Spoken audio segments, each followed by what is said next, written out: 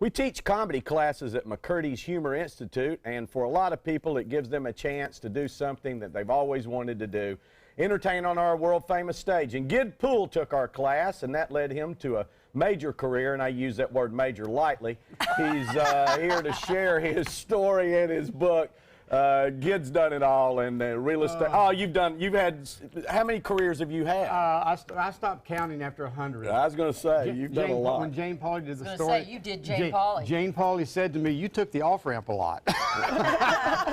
You know, it's like when they figured out I don't know what I'm doing, I left. Well, tell us about your journey this past decade.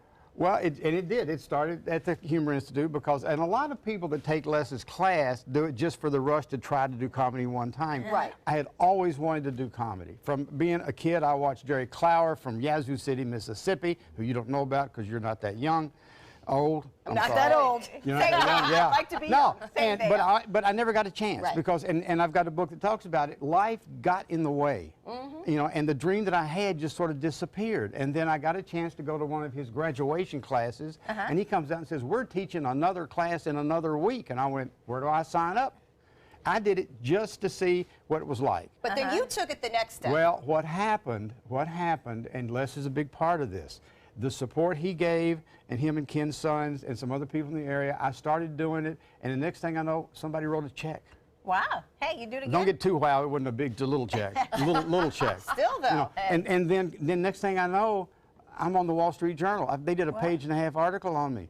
And then I did a show outside of Atlanta, and some people from the Today Show saw me, and I was on the Today Show. And then they sent me to AARP convention in New Orleans.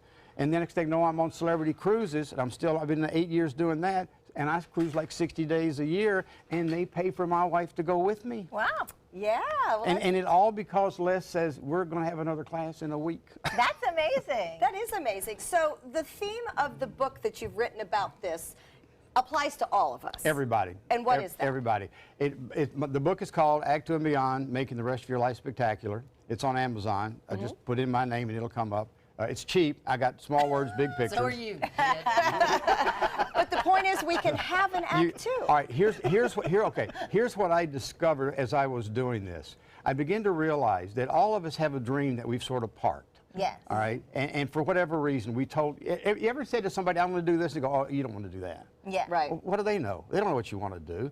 And what I found is my life now has become about the quality of what's in it and the quality and quantity of my emotional involvement. Okay. And what I found is there's a way you can live your dream without having people stomp on it. You know the old Frank Sinatra song, people get their kick stomping on your dreams. And that's what happens to the world. I've got a letter from a lady in here in England that saw me on the cruise ship. She went back to England. I had always wanted to be a life coach. Studied, got the certification, quit her job, and now she's a life coach. So you're not just being funny, you're inspiring people over here. It sort of grew. The funny thing was where it started, and then it went to people want to know how to do this. And now I do motivational speaking. But I have to say, I'm not one of these guys that jumps around the table and you know. Well, you can't. No. I mean, tell the truth, man. You would. Because I used to spend money on that stuff, to go to these motivational conferences. And by the time I got to the car, I was back to where I started.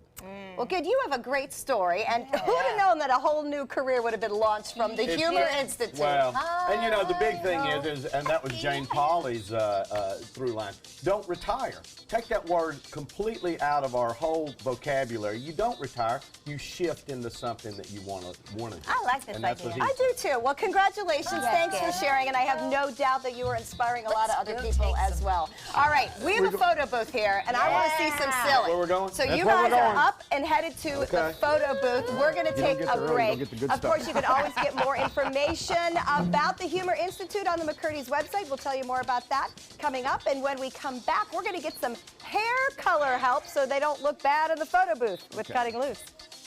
Get back to what I had. What do you got?